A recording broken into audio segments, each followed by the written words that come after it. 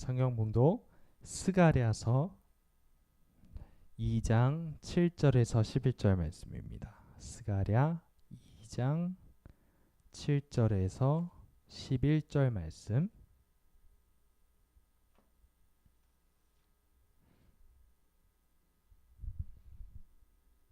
네. 7절에서 11절까지 말씀입니다. 제가 봉독할게요. 바벨론 성에 거주하는 시온아, 이제 너는 피할지니라. 만군의 여호와께서 이같이 말씀하시되, 영광을 위하여 너희를 노력한 여러 나라로 보내셨나니 너희를 범하는 자는 그의 눈동자를 범하는 것이라. 내가 손을 그들 위에 움직인즉 그들이 자기를 섬기던 자들에게 노략거리가 되리라 하셨나니 너희가 만군의 여호와께서 나를 보내신 줄 알리라. 여호와의 말씀에 시온에 따라 노래하고 기뻐하라. 이는 내가 와서 내 가운데에 머물 것임이라. 그날에 많은 나라가 여호와께 속하여 내 백성이 될 것이요 나는 내 가운데에 머물리라. 내가 만군의 여호와께서 나를 내게 보내신 줄 알리라. 아멘. 우리 이 시간에 잠시 영상 시청하도록 하겠습니다.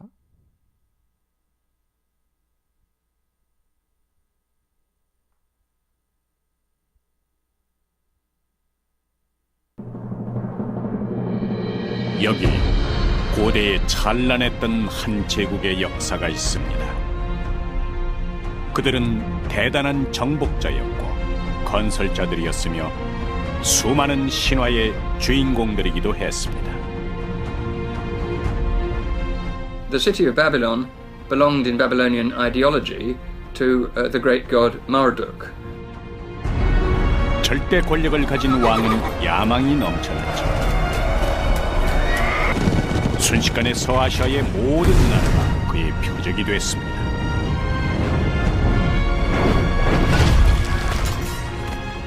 They conquered Jerusalem, didn't they? So in most of the Near East was under their control. 결과는 참혹했습니다. 하지만 이들은 전쟁을 통해 얻은 전리품으로 사막 한가운데 엄청난 규모의 도시를 건설했죠.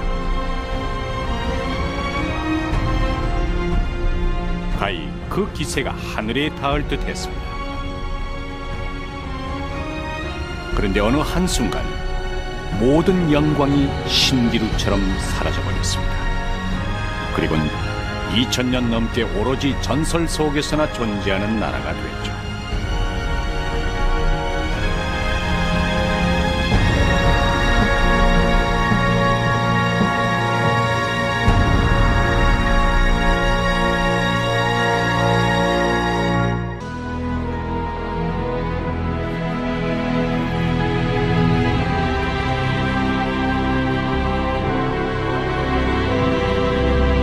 지하 20m에서 발굴해낸 이슈타르몬의 실제 기단입니다. 바빌론 심장부로 진입했던 가장 큰 관문이기도 했죠. 그렇다면 아직 30%도 발굴되지 못한 바빌론은 언제 누구에 의해 건설됐을까요? 그것은 바로 이 사람, 지금의 이라크 남부 지역 출신의 이 젊은이로부터 시작됐습니다. 어려서부터 총명했고 야망이 넘쳤던 이 젊은이는 아버지와 함께 아시리아로부터 바빌론을 되찾았고 기원전 605년 아버지가 죽자 바빌론의 왕위에 등극하게 됩니다.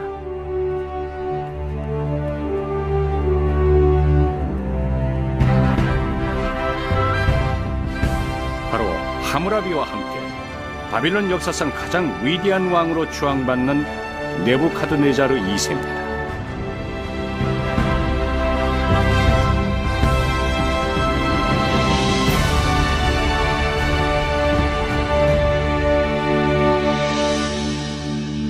그는 등극하자마자 아시리아의 잔존 세력들을 물리치고 곧바로 주변국 정벌에 나섰습니다.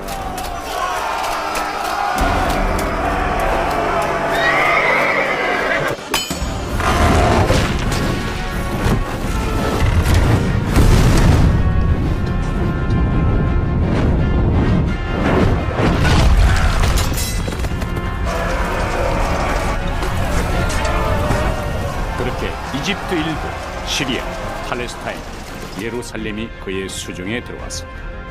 명실공히 제국의 왕이 된 것입니다.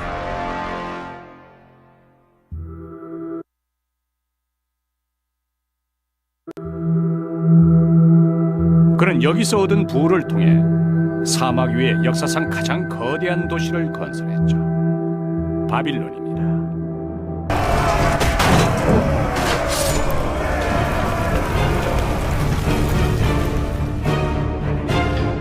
기원전 605년 왕으로 등극한 그는 곧바로 하무라비의 후손임을 자처하며 바빌론 재건해 놨습니다. 아시리아로부터 바빌론을 수복한 그는 니네베를 중심으로 남아있는 아시리아의 잔존 세력을 물리치고 여세를 몰아 서쪽으로 향했죠. 그리하여 지중해 연안에 있는 시리아를 비롯하여 예루살렘,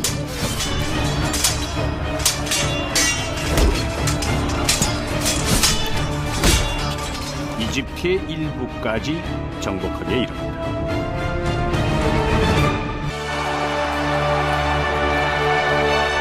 바빌론은 드디어 네부카드네자르 2세의 야망에 걸맞게 복원됐습니다.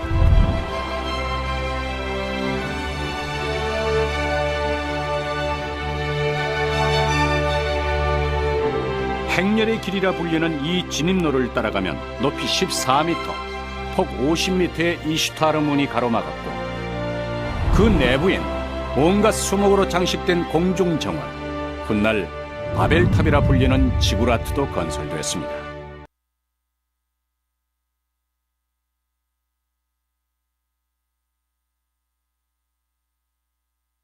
네, 영상에서 본 것처럼 이건 지금 바벨론에 대한 이제 영상이거든요. 그래서 그 당시 바벨론이 얼마나 엄청났는지 이것들을 설명해 주는 그런 영상입니다. 영상처럼 그 당시 바벨론은 세계 최강이었어요. 바벨론을 세상에서 가장 강력한 나라로 만든 왕은 아까 영상에서 본 네부카드네자르, 성경의 이름으로는 느부갓네살이죠. 이 느부갓네살은 몇 차례나 남유다를 침공해서 항복을 받아냈어요. 그때 유다의 일부 왕족과 귀족, 기술자, 학자 이런 사람들을 한 차례 끌고 가서 그 나라를 위해서 일하도록 했죠. 가장 핵심 멤버들을 빼간 거예요. 그것이 바로 첫 번째 바벨론 포로 사건입니다. 하지만 남유다 왕국은 몇 번이나 바벨론을 배신하고 그 옆에 있었던 열강인 이집트 편에 붙었어요.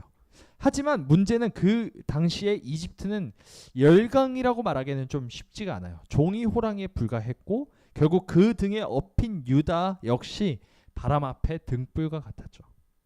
남유다는 몇 번씩 바벨론을 배신하다가 결국 망합니다. 느부갓네살 왕은 마지막 세 번째 침공 때 유다의 모든 성읍을 다 태워버리고 폐허로 만들어버려요. 황폐한 땅으로 만들어버리죠. 그리고 유다의 마지막 왕인 시드기야, 이 시드기야를 잡아 죽입니다. 그리고 유다에 있는 모든 왕족과 귀족과 학자, 남아있던 모든 기술자들을 이제는 싸그리 다 잡아서 바벨론으로 데리고 가버린 거죠. 이게 바벨론 포로 사건이에요. 유다 땅에 남은 사람들은 결국 힘이 없고 또 가난하고 많이 배우지 못하고 기술이 없는 사람들, 그런 사람들만 남아 있을 뿐이죠. 결국 그 남은 땅은 주변 민족들 중에서 힘있고 돈 많은 그런 유력한 사람들이 와가지고 그 땅을 차지합니다. 힘으로 빼앗거나 헐값에 매수하는 식으로 그 땅을 차지를 해요. 유대인들의 최후는 아주 비참했죠. 그렇게 이스라엘 백성들은 바벨론의 포로 생활을 하게 됩니다. 이스라엘 사람들에게 있어서 가장 중요한 개념 중에 하나가 있는데 이 개념이 뭐냐면 바로 성전 중심 사상이라는 거예요. 하나님께서 예루살렘에 있는 성전에 임재하고 계시기 때문에 이스라엘은 결코 이방 민족에 의해 망하지 않을 것이다. 왜냐하면 하나님께서 우리와 함께 하시며 우리를 보호하시기 때문이다 라는 사상이에요. 그런데 이스라엘이 망하죠. 남유다가 완전 폭삭 망해버립니다. 그것도 완전히 박살이 났고 공중분해돼서 모든 사람들이 다 뿔뿔이 흩어져 버린 거예요. 이스라엘 민족이 지금껏 그토록 굳게 믿어왔던 신념이 와르르 무너진 겁니다. 여기서 에스겔서 7장 2절에서 6절 말씀을 한번 봤으면 좋겠습니다. 에스겔서 7장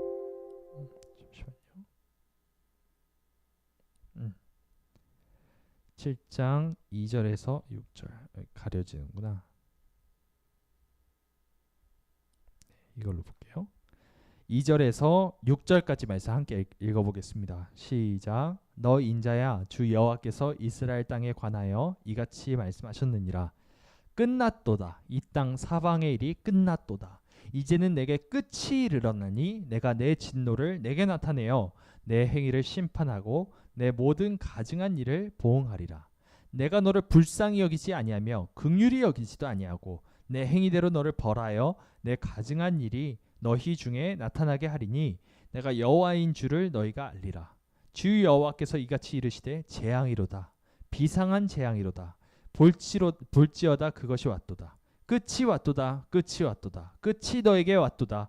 볼지어다 그것이 왔도다.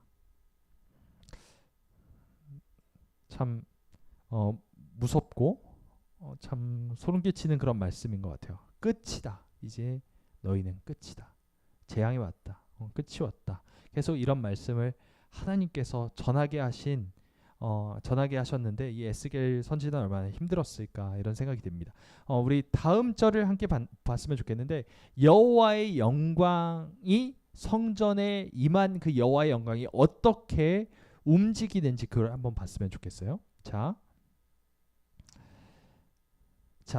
에스겔서 10장 18절을 보면 여호와의 영광이 성전 문 지방을 떠나서 성전을 떠난 거예요. 성전을 떠나서 그룹들 위에 머무르니 이렇게 나와 있습니다. 그리고 11장 23절에 이렇게 나와요. 여호와의 영광이 성읍 가운데서부터 올라가 성읍 동쪽 산에 머무르고.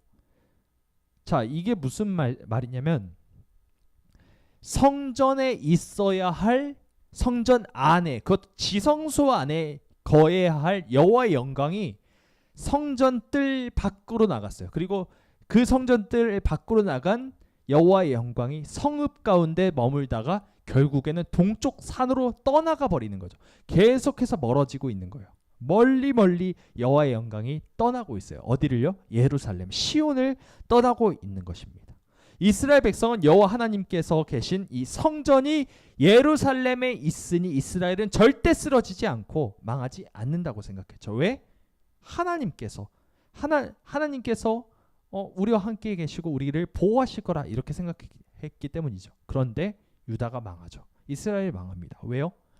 에스겔서의 말씀처럼 여호와의 영광이 성전을, 그 지성소를 떠났고 예루살렘을 떠났고 이스라엘을 떠났기 때문이에요. 분명 하나님의 영광이 성전에 계셨다면 이스라엘은 그들이 굳게 믿는 신념처럼 망하지 않았을 거예요. 하지만 하나님의 영광이 그곳을 떠났다면 그 성전은 그냥 화려한 건물에 불과할 뿐이죠. 불교나 이슬람의 사찰이랑 사실 다를 바가 없는 거예요. 우리 역시 마찬가지예요. 하나님은 우리의 몸을 성전이라 부르셨어요. 성전이신 예수 그리스도께서 내 안에, 그리고 내가 예수 그리스도 안에 거하여 연합하여졌으니 예수와 내가 합하여 한 몸이 되었으니 이제 나 또한 예수 그리스도와 마찬가지로 성전이 되었죠. 거룩한 전이 되었어요.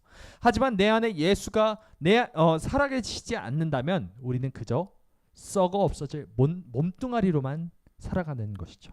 알맹이는 없이 빈 껍데기만 남아서 이렇게 바람에 나는 겨와 같이 날아다니는 꼴이에요. 우리가 어떤 존재인지를 자각했으면 좋겠어요. 우리가 어떤 존재인지, 우리의 몸을 거룩한 산 제사로 드리는 것, 그것이 예배인데 우리는 성전이죠. 우리는 어떤 존재냐면 바로 성전이에요. 하나님은 우리 몸을 거룩한 성령의 전으로 삼으셨고, 그래서 우리가 이 성전에서 거룩한 산 제사로 우리의 몸으로 드려지는, 우리의 마음으로 드려지는 예배를 하나님께서 받으시길 원했어요. 그것이 예배죠.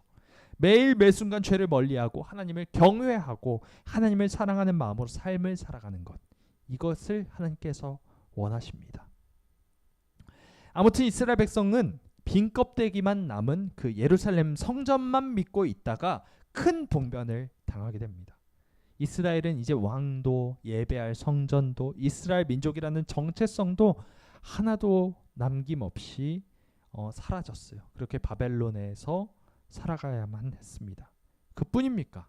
이스라엘은 하나님에 대한 믿음이 송두리째 흔들리는 경험을 하게 됐죠. 이번에 나라를 잃고 타국에 유배된 자들의 정신적인 충격을 어디에 비길 수 있을까요?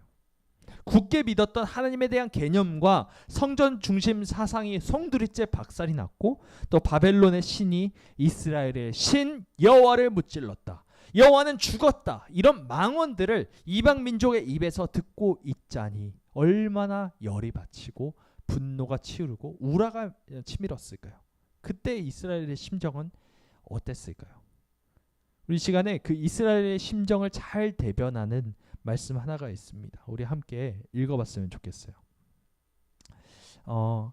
시편 137편 1절에서 6절 말씀인데 제가 읽어드릴 테니 한번 쭉 눈으로 따라가면서 한번 묵상했으면 좋겠습니다. 우리가 바빌론의 강변 곳곳에 앉아서 시온을 생각하면서 울었다. 시온은 여기서 예루살렘을 말하죠. 그 강변 버드나무 가지에 우리의 수금을 걸어두었더니 우리를 사로잡아 온 자들이 거기에서 우리에게 노래를 청하고 우리를 짓밟아 끌고 온 자들이 저희들 흥을 돋우어 주기를 요구하며 시온의 노래 한 가락을 저희들을 위해 불러보라고 하는구나. 우리가 어찌 이방 땅에서 주님의 노래를 부를 수 있으랴. 예루살렘아, 내가 너를 잊는다면 내 오른손아 너는 말라 비틀어져 버려라.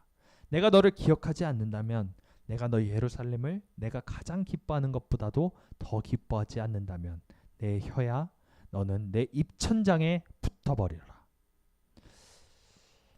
얼마나 심정이 분통하고 애통했으면 이런 시를 지었을까. 시편 137편 1절에서 6절 말씀은 나라를 잃고 정체성을 잃은 이스라엘 백성의 고뇌를 잘 담고 있죠. 바벨론의 포로로 잡힌 사람들 가운데서는 제사장들도 있었는데 이 사람들은 성전이나 제단 없이 어떻게 의식과 희생 제사를 치러야만 했는지 상당히 난감했을 거예요. 그리고 또한 부모들은 자녀들이 바벨론의 부와 권세에 현혹돼서 이스라엘이 그토록 소중히 여겨온 가치를 잊지는 않을지 그렇게 노심초사를 했죠. 왜냐하면 바벨론이 서울이라고 치면은 예루살렘은 외딴 시골의 읍이나 면내에 불과했기 때문이죠. 그 정도로 시골 깡촌에 위치한 그런 마을 회관 이 정도밖에 안 되는 거예요. 사실 예루살렘은 바벨론에 비하면. 바벨론의 휘황찬란한 건축물이라든지 이 문란함, 향락이 가득한 거리, 밤마다 벌어지는 볼거리가 가득한 축제를 맛보면 분명 이스라엘의 젊은이들이 그것들에 이목이 집중될 것이고 점점 바벨론화 될 거라는 고민이 있었겠죠. 바벨론의 포로로 잡혀온 이 이스라엘 젊은이들을 보면 여러분이 생각나는 것 같습니다. 이 세상의 향락과 문화, 치열한 경쟁사회, 한편으로는 아주 사치스러운 그런 문화들, 어지러운 정치 형편, 코로나19 등등등등 이 세상을 살아온 시간보다 이제 앞으로 살아갈 날들이 훨씬 더 많은 이 젊은이들, 여러분들, 특히 믿음을 지키며 살아갈 젊은 그리스도인들에게 있어서 오늘날은 정말 가혹할 뿐입니다. 소망 하나 없는 바벨론 포로나 사실 여러분이나 다를 바가 뭐가 있어요. 코로나는 우리의 발목을 잡았습니다. 각종 오프라인 모임이나 행사, 심지어 여행까지 포함해서 정말 다양한 분야에서 우리의 자유를 앗아갔죠. 지금 온라인으로 일일 수련회를 하는 것만 해도 그래요. 또한 이 세상은 점점 더 즐길 거리를 찾게 만듭니다. 우리의 두뇌는 디지털에 익숙한 두뇌로 점점 진화될 거예요. 진화인지 퇴화인지 그건 모르겠어요. 아무튼 그렇게 디지털에 적응해 갈 겁니다. 우리의 두뇌는. 그리고 홍수처럼 밀려오는 갖가지 싸구려 컨텐츠들, 이 더미 데이터라 그러죠. 이 싸구려 컨텐츠들은 우리에게 있어서 깊은 생각과 사색과 기도의 시간을 빼앗아 갔습니다. 세상은 점점 더 빨리 변화하고 있어요.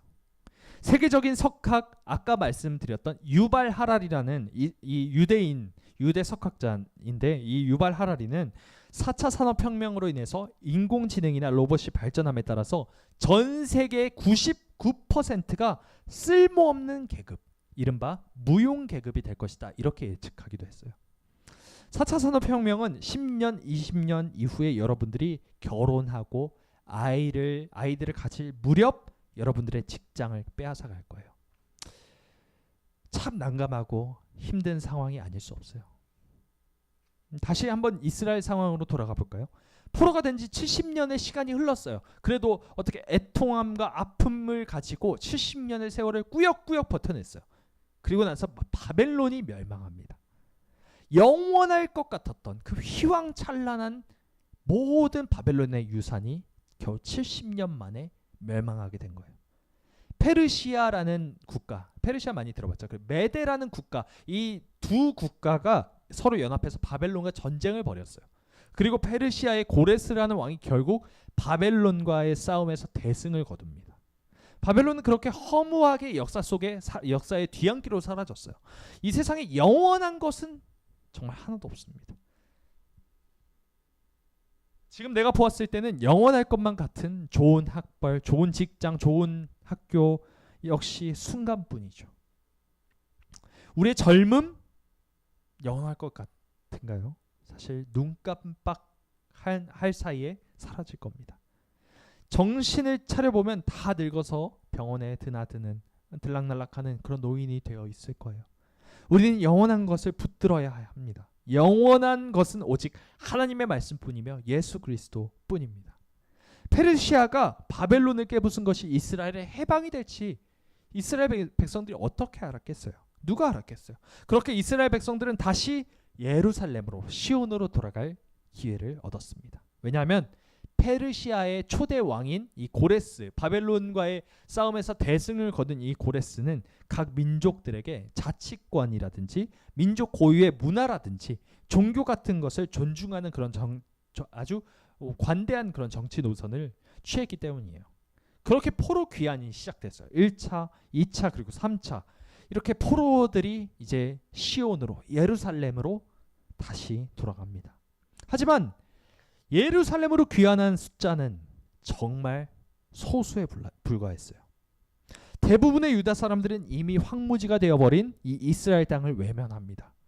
심지어는 이스라엘 땅에 귀환한 사람들마저도 이 너무나도 황폐한 땅을 보고 나서 이 땅에서는 사람이 살 수가 없다.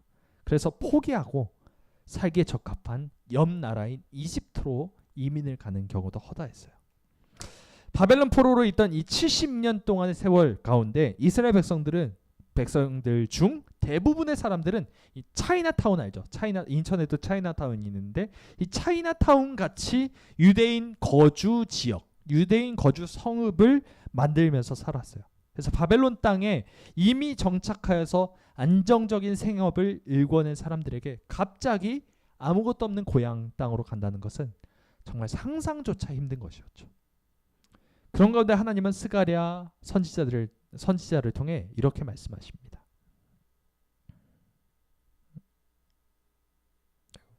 잠시만요.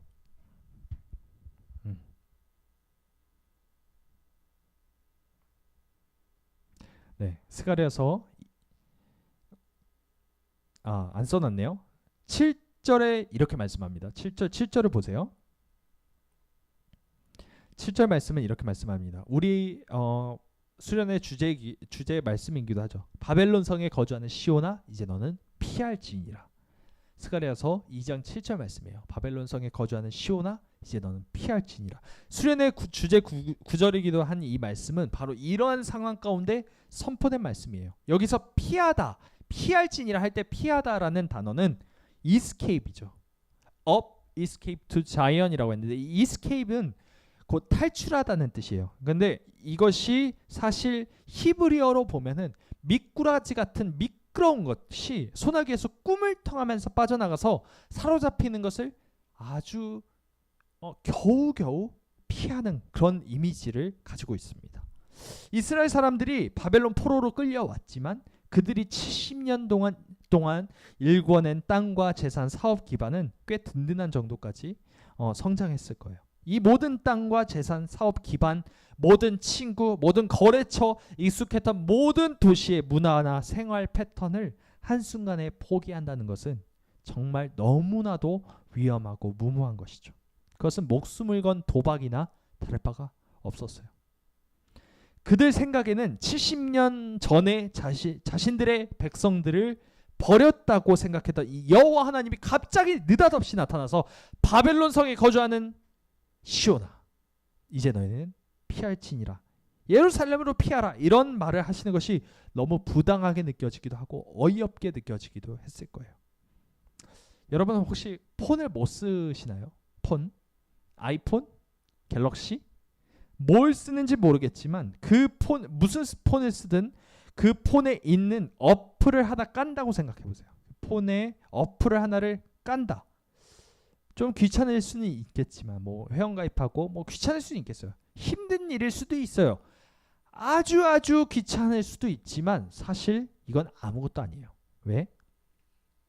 만약 여러분이 아이폰을 쓴다고 해봅시다. 그런데 이 아이폰을 안드로이드 폰으로 바꾼다든지, 아니면 안드로이드 폰을 쓰는데 아이폰으로 바꾼다든지, 아예 OS를 갈아타는 것은 상상도 못할 정도로 어렵죠. 그냥 어플 하나 지우고 깔고 하는 정도의 귀찮음과는 전혀 다른 차원의 힘듦이 우리에게 생깁니다. 지금까지 너무나도 익숙하게 써왔던 폰의 아이콘, 기본 세팅값, 기본 어플, 진동의 세기 정도, 이런 모든 작은 것보다 큰 것까지 이 모든 것을 다 바꿔야 하기 때문에 이 OS를 바꾸는 것이 솔직히 쉬운 일은 아니죠. 바벨론에 살던 사람들로 하여금 이 바벨론 성읍을 떠나서 아무런 기약이 없는 자신의 고향 땅으로 간다는 것은 OS를 갈아타는 것과는 또 다른 엄청난, 그것은 비교도 안 될 만큼 엄청난 일입니다. 돌아가는 도중에 산적들을 만나서 죽임을 당할 수도 있었고요. 그래서 에스라는 자신이 고향 땅으로 갈 때 호의를 두지 않고 그냥 가는 것에 있어서 두려운 마음이 있었어요. 왜냐하면 산적들이 와서 그 모든 재산들을 빼앗지는 않을까. 그래서 하나님께도 하나님 제발 도와주십시오. 하나님 도와주십시오. 우리를 지켜주십시오. 이런 기도를 드리면서 고향 땅으로 귀환을 했는데, 이런 산적들이 그 당시에는 너무나도 수도 없이 많았어요. 그래서 자신들이 재산을 가지고 고향 땅으로 가는 도중에 산적들을 만나서 개죽음을 당할 확률이 엄청나게 높았어요. 그것을 각오해야 했죠. 그리고 굶주려 죽게 될 것도 각오해야만 했어요. 왜냐하면 거기는 황무지뿐이니까. 황폐한 땅이에요. 거기에 농사를 일구을 수 있는 기반이 다 사라졌어요. 황폐한 땅이 돼버렸고, 집도 없이 거리에 앉아서 살아야 할 그런 각오도 했어요. 바벨론 성에 거주하는 시온아, 이제 너는 피할지니라. 하나님은 지금 그곳에 명령하고 계시는 거예요. 네가 거지가 될지언정 각오하고 선택하고 이제 피해라, 이 말씀하시는 거죠. 우리에게 있어서 예수 그리스도의 복음을 믿고 그 믿음을 지키며 산다는 것은 바벨론 성에 살던 이 이스라엘 백성들이 황폐한 고향 땅으로 가는 것과 같아요. 우선 하나님의 말씀은 우리 눈에 보이지 않죠. 이 성경의 종이장 보이는 그런 걸 말하는 게 아니라 하나님의 말씀이 우리의 눈 가운데, 우리의 심령 가운데 그냥 싹 보여서, 이게 그냥 하나님의 말씀이 그냥 태초에 하나님이 천지를 창조하시니라 빛이 있으라 빛이 빡 생기고 이런 것들이 그냥 가시적으로 이루어진다면 조금 달랐을지 몰라요. 하지만 눈에 보이지 않죠. 가시적이지 않아요. 바로 즉시 그것이 효력을 이루지 못할 때가 너무나도 많죠. 못한다고 생각될 때가 너무나도 많죠. 내 주변의 대부분의 사람들은 다들 안정적인 직장, 안정적인 수입을 위해서 이토록 애를 써가면서 살아가고 있는데, 성경은 그리스도인에게 자꾸 위험을 감수하라고 말씀하죠. 아무런 기약 없이 그냥 위험 감수하라고 하는 것 같아요.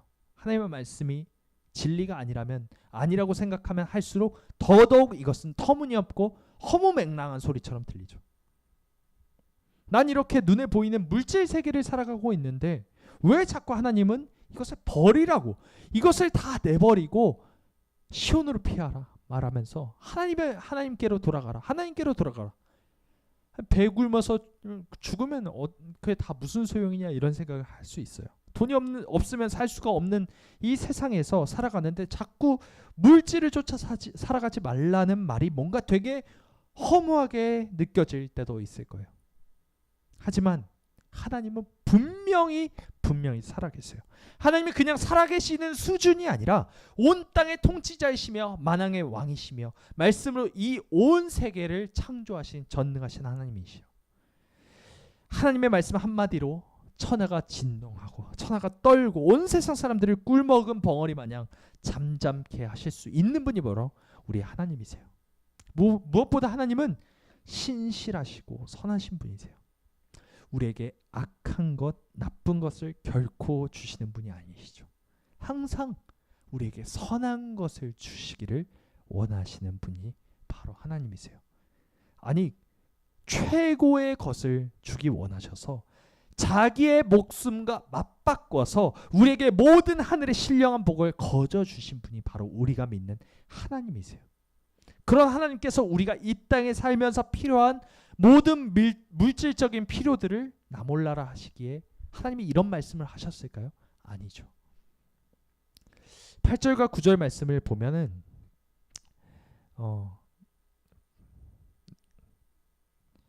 8절 9절 말씀을 보면은 이렇게 말합니다. 만군의 여호와께서 이렇게 말씀하신다. 주님께서 나에게 영광스러운 임무를 맡기시고 너희를 약탈한 민족에게로 나를 보내시면서 말씀하신다. 너에게 손대는 자는 곧 주님의 눈동자를 건드리는 자다. 내가 손을 들어 그들을 치면 그들은 저희가 부리던 종에게 노략질을 당할 것이다. 이 말씀을 한번 보시면 너희에게 손대는 자는 곧 주님의 눈동자를 건드리는 자다. 이런 말씀이 있어요. 하나님에게 있어서 우리는 하나님의 눈동자와 같은 존재라고 지금 말씀하고 계세요. 우리에게 손대는 자는, 우리에게 손대는 사람은 결국 하나님의 눈동자를 손대는 것과 다름이 없다, 이 말씀을 하고 있는 거죠. 그만큼 우리를 매우 소중한 존재라고 생각하신다는 거예요. 우리가 무슨 일이 있을 때 반사적으로 눈을 꽉 감거나 아니면은 위험한 물체가 왔을 때 손을 반사적으로 올리는 것처럼, 얼굴 쪽으로 올려서 눈을 보호하는 것처럼 하나님은 그렇게 우리를 보호하시죠. 그런 하나님께서 우리에게 이 바벨론과 같은 세상에서 탈출하라 명령하셨다면 그것은 다 하나님께서 이유가 있다는 거예요. 정말로 하나님께서 우리를 보호하시길 원하시기 때문에 이 말씀을 하셨다는 거죠. 그것이 우리가 봤을 때 우리가 느끼기에는 너무나도 터무맹랑하고 터무니없는 말씀을 하고 계시는 것처럼 느껴질지라도 그 전지전능하시고 무궁무진하신 능력을 가지신 하나님께서 우리에게 이 말씀을 하신다면 뭔가 이유가 있다는 거예요. 하나님은 항상 선하신 목적 가운데 우리를 인도하시기 때문에 우리에게 이렇게 세상을 멀리하고 세상을 떠나라 하시는 데는 이유가 있죠. 우리가 살면서 우리에게 가장 중요한 것, 가장 본질적인 것이 무엇인지를 알려주시기 위한 도전을 하시기 위함, 그것이 바로 하나님의 목적인 것입니다. 우리는 흙으로 창조된 사람들이죠. 흙으로 창조된 존재들이에요. 하지만 흙만으로만 이루어진 존재는 아니죠. 창세기에서는 하나님께서 인간을 지으실 때 흙으로 빚으시고 하나님의 생기로 생명을 불어 넣으셔서 사람을 만드셨다, 이렇게 말씀하죠. 그것이 바로 우리예요. 우리 인간임을 밝히십니다. 우리는 하나님의 영으로 창조된, 생명으로 창조된 자들이요. 물질로만 이루어진 것이 아니라 하나님의 영으로도 이루어진 거죠. 물질과 하나님의 영으로 구성된 그런 사람들, 존재, 그것이 바로 우리 사람이에요. 그런데 우리가 안정적인 직장, 안정적인 삶, 워라벨, 워크 앤 라이프, 이 워라벨이 밸런스죠. 워크 앤 라이프 밸런스, 이 밸런스가 균형 잡힌 웰빙 라이프만을 추구하면서 살아간다면 그것은 속이 텅텅 빈 껍데기와도 같아요. 그것만 추구하면서 살아간다면, 성전에 하나님께서 계시지 않으면 그냥 무늬만 화려한 사원이라든지 불교 사원 이런 것과 전혀 다를 바가 없는 것처럼 우리 안에 믿음이 없고 우리 안에 성령님께서 인도하시는 게 거룩한 삶이 없다면, 그 믿음이 없다면 우리는 속빈 강정과 같은 존재로 전락하고 마는 것입니다. 하나님은 절대로 우리를 그렇게 두지 않으시죠. 내버려 두시는 분이 아니세요. 우리를 멸망의 길로 그냥 가만히 두고 보시지 않으세요. 멸망의 길로 가는 것을 그렇게 두고 보시지 않습니다. 하나님은 우리가 하나님이 원래 지으신 그대로 온전케 되기를 간절히 원하세요. 그래서 우리에게 우리의 삶을 어떤 때는 뒤흔드세요. 뒤집어 엎으실 때도 있죠. 평온했던 삶의 고난과 고통이라는 이 거센 풍랑, 거센 파도를 일으키십니다. 그 당시에는 우리가 죽을 것만 같고 모든 것을 잃고 비참한 최후를 맞이하게 될 것 같은 그런 느낌이 들지만, 그런 두려움이 우리를 엄습하지만 하나님은 절대로 우리를 포기하지 않으십니다. 그리고 우리에게 항상 살아나갈 길을 열어주세요. 10절과 11절 말씀은 이렇습니다. 10절과 11절 여호와의 말씀에 시온에 따라 노래하고 기뻐하라. 이는 내가 와서 내 가운데에 머물 것임이라. 그날에 많은 나라가 여호와께 속하여 내 백성이 될 것이요 나는 내 가운데에 머물리라. 내가 만군의 여호와께서 나를 내게 보내신 줄 알리라. 여기서 시온에 따라 이렇게 말씀하고 있어요. 시온에 따라.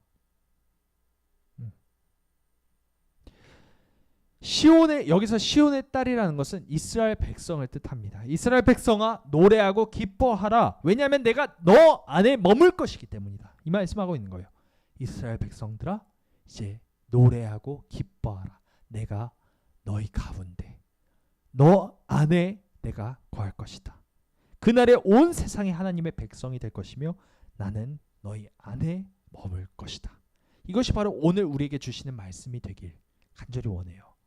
하나님께서 내 안에 머물고 계시는 것이 우리가 살아나갈 그런 이유이길 바랍니다.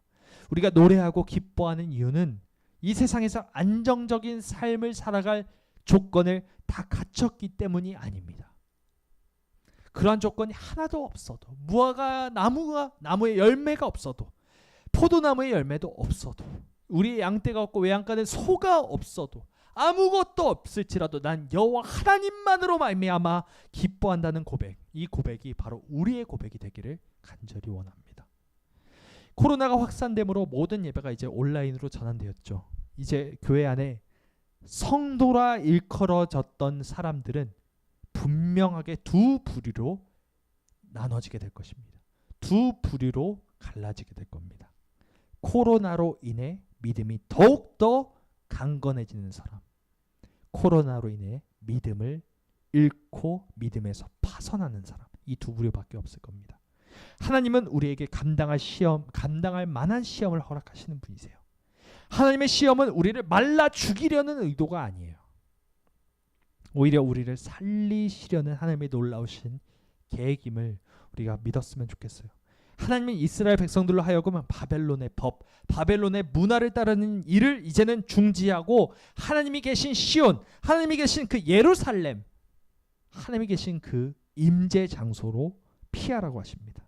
그리고 오늘 우리에게 똑같이 이 세상의 법, 이 세상의 문화, 이 세상의 풍조, 이 세상의 유행을 따르는 일을 중지하고 하나님이 계신 곳, 하나님이 거하시는 곳, 그 예배 장소로 뚜벅뚜벅 나아가기를 하나님은 원하세요. 우리가 예배할 곳은 바로 여기예요.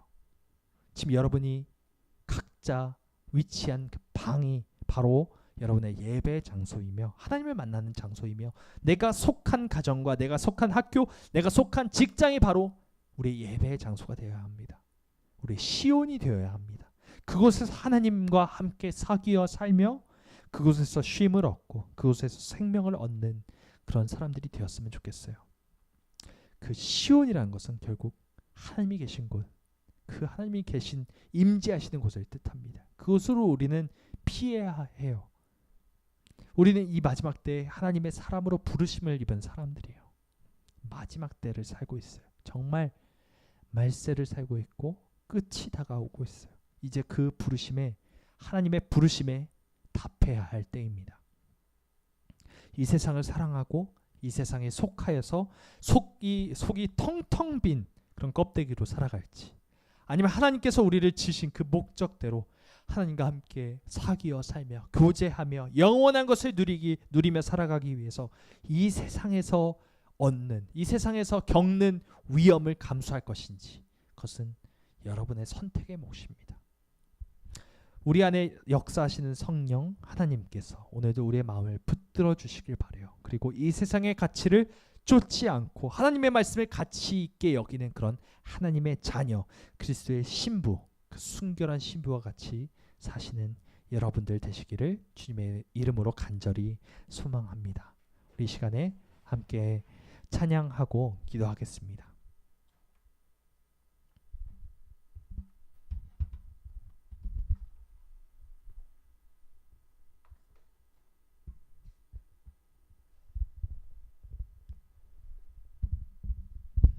네, 아까 우리 불렀던 찬양인데요.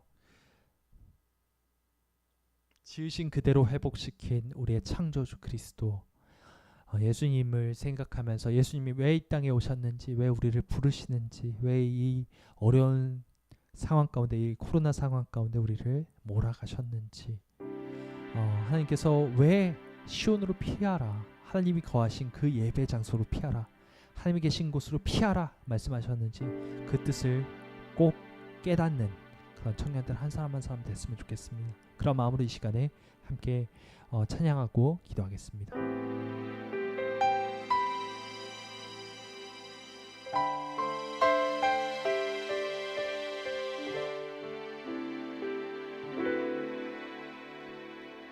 이 세상 가장 아름다운 순종의 눈물, 온 세상 다시 빛나게 한 생명의 눈물.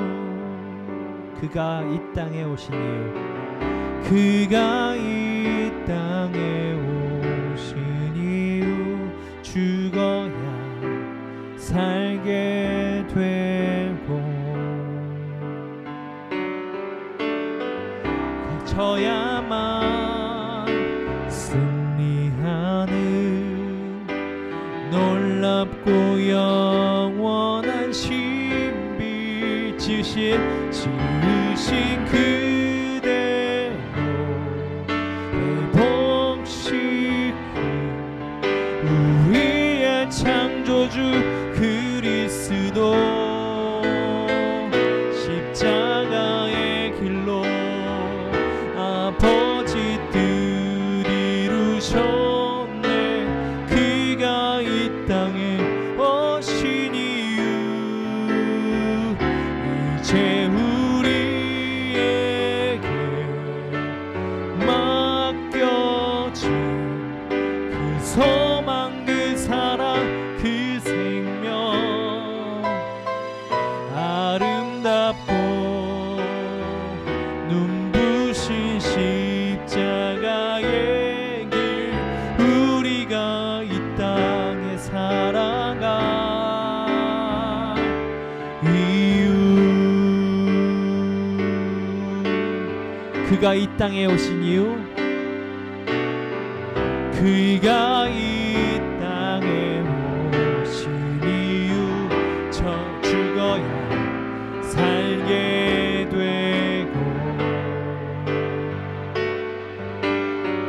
져야만 승리하는 놀랍고 영원한 신비, 이신 그대로 회복시킨 우리의 창조주 그리스도, 십자가의 길로 아버지 뜻 이루셨네. 그가 이 땅에 오신 이유, 이제 우리에게 맡겨진 그 소망, 그 사랑, 그 생명,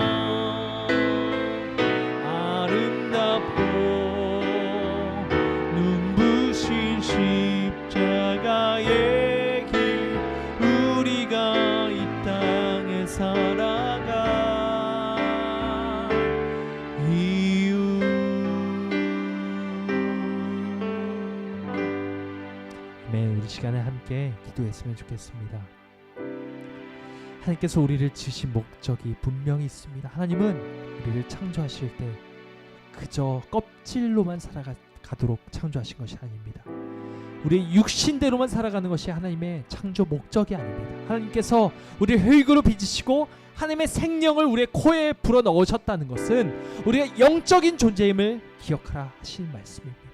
우리는 영이 없이 육으로만 살아가면 그거는 정말로 교회가 불교 사찰과 전혀 다를 바가 없는, 정말 세상 사람과 전혀 다를 바가 없는 그런 사람들이 됩니다.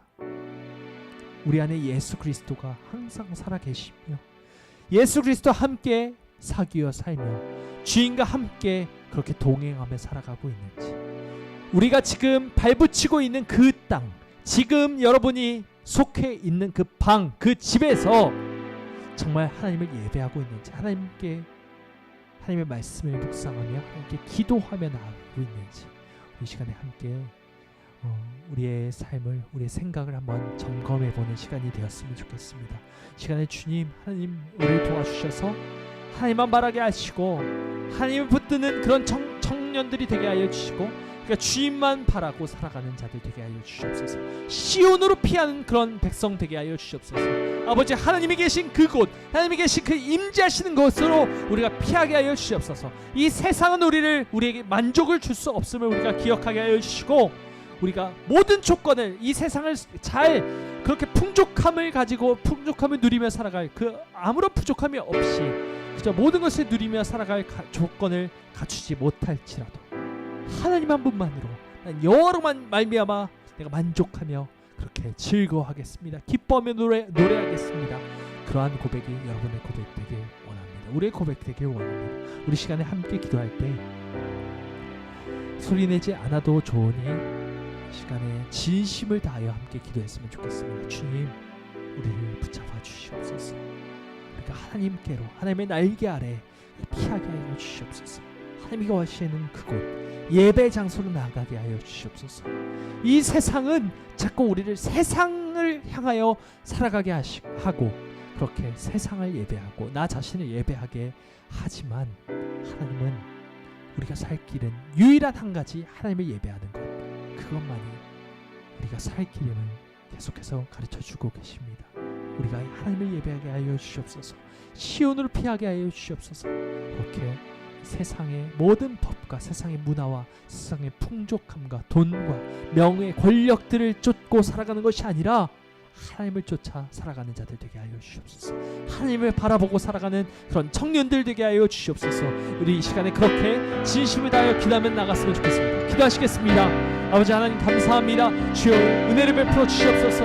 아버지 주님의 말씀 가운데 서게 하여 주시옵소서. 아버지여, 주님께서 주신 은혜 가운데 살게 하여 주시고 주님만 바라며 살아가는 은혜가 있게 하여 주시옵소서. 아버지, 우리를 아버지 주님께서 부르셨건만 아버지여, 우리를 지으신 목적을 다 잃어버리고 이 세상에서 풍요와 이 세상의 모든 아버지 만족을 쫓아 살아가려고 하는 그런 청년들은 없습니까? 우리들의 모습은 없습니까? 하나님 용서하여 주시고 다시 한번 주님을 붙잡고 살아가는 자들 되게 하여 주시옵소서. 아버지여, 이 세상 가운데, 이 어지러운 세상 가운데, 이 말세 때 아버지여, 예수 그리스도께서 믿음을 보겠느냐, 너희에게서 믿음을 찾아보겠느냐 하셨는데, 주님 아버지, 우리 안에 정말로 주님을 향한, 그리스도를 향한 믿음이 있게 하여 주시고 그 믿음은 거짓이 없는 믿음, 살아있는 믿음을 가지고 하나님을 향하여 아버지여 그렇게 나가는 자들 되게 하여 주시옵소서. 아버지, 하나님의 주님이 계신 그 성소로 나가게 하여 주시옵소서. 우리가 거룩한 성전으로 지음받았사니 아버지여, 우리가 주님의 말씀대로 아버지여, 우리가 거룩한 전이 되어서 예수 그리스도와 함께 예수 그리스도를 모시며 예수 그리스도와 함께 사귀어 사는 그런 자들을 되게 하여 주시옵소서. 아버지, 우리를 붙잡아 주시옵소서. 은혜를 베풀어 주시옵소서. 주님만 바라며 살게 하여 주시옵소서.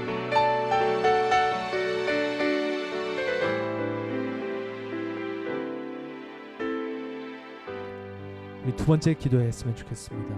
기도할 때, 하나님, 내가 이 세상에 너무 많은 유혹을 받고 있습니다.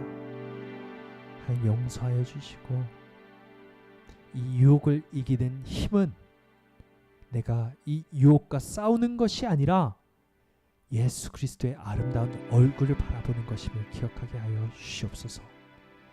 그리하여 예수 그리스도를 바라볼 때 이 세상의 유혹이 온데간데 없고 오직 주님과 나만, 그렇게 1대1로 주님과 내가 얼굴을 마주하며 그렇게 기쁨으로 서로를 쳐다보고 사랑을 나누는 그런 사랑의 관계를 이루는 그리스도와 교회의 관계, 그리스도와 나와의 관계 되게 하여 주시옵소서.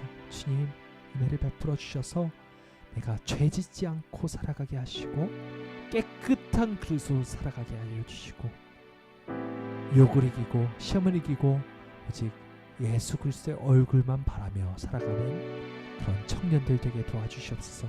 이 시간에 그렇게 간절한 소망을 다 하나님께 바치며 기도하는 시간 되었으면 좋겠습니다. 시간 다시 한번 합심하여 기도하도록 하겠습니다. 기도하시겠습니다. 아버지 하나님, 아버지 감사합니다. 주님을 붙잡아 주시옵소서.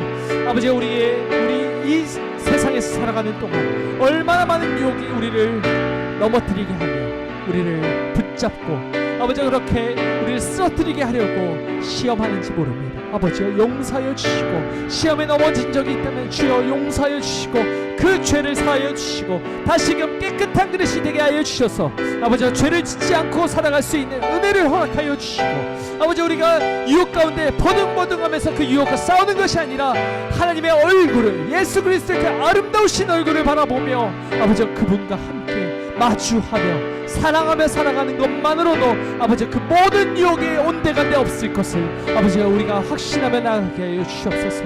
아버지여, 그렇게 이 세상은 간 곳 없고 예수만 보이게 하여 주시옵소서. 이 세상은 간 곳이 없고 오직 예수 그리스도만 보이게 하여 주시옵소서. 예수 그리스도의 얼굴만 보게 하여 주시옵소서. 아름다우신 예수 그리스도의 얼굴을 바라보며 살아가는 모든 청년들 되게 하여 주시고 아버지, 그렇게 청년들로서 살아가는 동안 아버지여, 수많은 어려움과 수많은 시험과 수많은 세상 유혹 속에서도 주님만 바라보겠다 결심하고 주님만 바라보며 주님과 함께 사귀어 살겠다는 그 예배 장소로 나가겠다는 그 마지막 예배자가 되어 살아가는 믿음의 사람들 될 수 있도록 아버지여 축복하여 주시길 원하나오니 아버지여, 이 청년들에게 굳건한 믿음, 강한 믿음을 허락하여 주시옵소서. 이 코로나 시대 이후로 아버지, 이제는 이 코로나로 인하여 믿음이 강건해지는 사람, 그리고 믿음을 다 잃고 파손하는 사람, 그렇게 두 부류로 갈릴 것인데 우리 청년들이 모두 하나님 앞에 믿음이 더욱더 강하여지고 강건해지고 더욱더 굳건한 믿음을 아버지 그 반석 위에 세운 믿음이 되어서 예수 그리스도와 함께 사귀며 살아가는 그 청년들 되게 하여 주시옵소서. 주여 인도하여 주시고 우리의 마음을 주장하여 주시며 다시 한번 주님 앞에, 주님의 임재 앞에 엎드려 회개하며 사랑하며 살아가는 자들 되게 주님 도와주시옵소서. 감사합니다. 주님, 은혜를 베풀어 주실 것을 믿사오며 예수 그리스도의 이름으로 기도합니다. 아멘. 기도하시겠습니다. 사랑의 주님, 이 청년들을 축복하여 주시옵소서. 이 마지막 때를 살아가는 청년들, 정말 위험하고 어려운 시대를 살아가고 있습니다. 이런 세상 가운데 그리스도인 청년으로 살아간다는 것은 너무나도 혹독하고 어려운 운명인 것 같습니다. 하나님이 그런 사명을 감당하게 하셨고 그 어려운 가운데서도 시온 백성들이 이제는 시온으로 피할 것을 명령하시는 것처럼 우리에게 그렇게 하나님의 임재 장소로 피하라고 명령하고 계시니 하나님, 우리가 이 세상과 버타여 살지 않도록 주님 도와주시고 이 세상을 사랑하지 않도록 주님 도와주시고 이 세상의 수많은 유혹과 시험 가운데서도 오직 예수 그리스도의 얼굴만 바라보며 주님께만 시선을 고정하며 그렇게 살아가는 그런 청년들 될 수 있도록 하나님 은혜를 내려주시옵소서. 한 사람 한 사람 직장이나 학교나 가정이나 수많은 곳에 위치해 있고 수많은 역할들을 감당하고 있지만 청년들 정말로 하나님이 누구신지, 하나님이 정말 어떤 분이신지, 그리고 내가 누구인지 그 정체성을 제대로 알게 하여 주시고 믿음을 허락하여 주시고 하나님의 말씀을 묵상하며 하나님 앞에 나아가 기도로 눈물 뿌리며 그렇게 살아가는 마지막 세대에 뭔가 다른 그리스도인 되게 하여 주시옵소서. 뭔가 다른 세상 사람들과 뭔가 구별되어 있는, 왜 저 사람은 다르지? 왜 저 사람은 왜 뭔가 다른 거지? 라고 세상 사람들이 의문을 가지고 우리를 바라볼 수 있도록, 그리하여 예수 그리스도가 누구신지 정말로 궁금해질 수 있게 되도록 우리가 그런 축복의 통로가 되어서 이 세상 사람들에게 빛과 소금으로서 예수 그리스도를 전하는, 복음을 전하는 그리스도인으로서 살아갈 수 있도록 하나님 도와주시옵소서. 그렇게 뭔가 다른 청년들 되게 하여 주시옵소서. 가치관이 다르고 세계관이 다르고 그 살아가는 모든 중심과 기준이 다른 그런 청년들 될 수 있도록 하나님 축복하여 주시고 은혜를 베풀어 주시옵소서.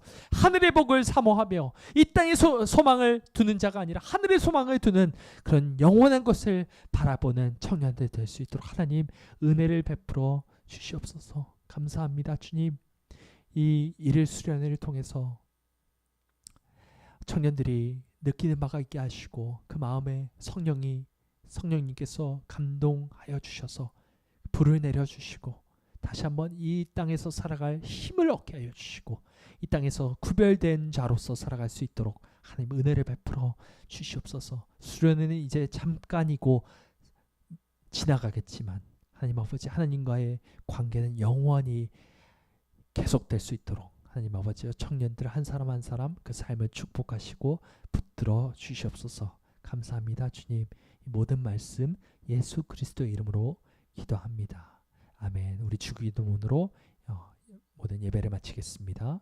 하늘에 계신 우리 아버지여, 이름이 거룩히 여김을 받으시오며 나라의 마옵시며 뜻이 하늘에서 이룬 것 같이 땅에서도 이루어지이다.